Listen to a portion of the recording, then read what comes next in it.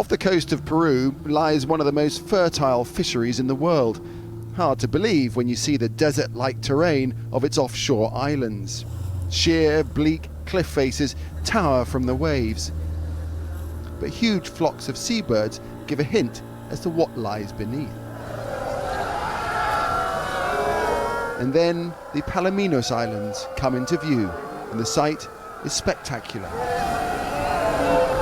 This sea lion colony, testimony to the Pacific deep-water currents that come to the surface along this coast, bringing nutrient-rich waters into play, sustaining a wealth of marine life. But there's a problem. One of the big issues is that the ecosystem here depends on the anchovy shoals, and the anchovies depend on the plankton. But global warming and acidification reduces plankton quantities, and there is a knock-on effect all the way up the food chain. The bottom line is more CO2 in the atmosphere means more CO2 in our seas, and that upsets the natural balance. The balance that keeps colonies like this alive. It is an extraordinary sight, isn't it? And all this just a couple of hours boat ride from Lima, a city with 10 million people. And 10 million people need to get fed.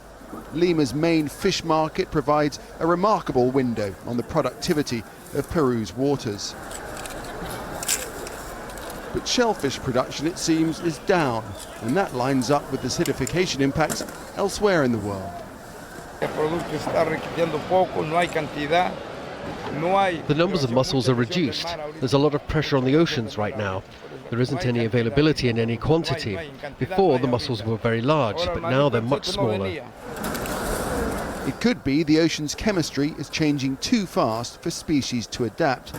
It could lead to some dying out. Well, the oceans are acidifying at an amazing rate. It's faster than anything that planet Earth has seen for about 60 million years. Fish stocks are already at breaking point in many parts of the world. Now climate change is ratcheting up the pressure still further on all of the world's astonishing array of marine life. Nick Clark, Al Jazeera, Lima, Peru.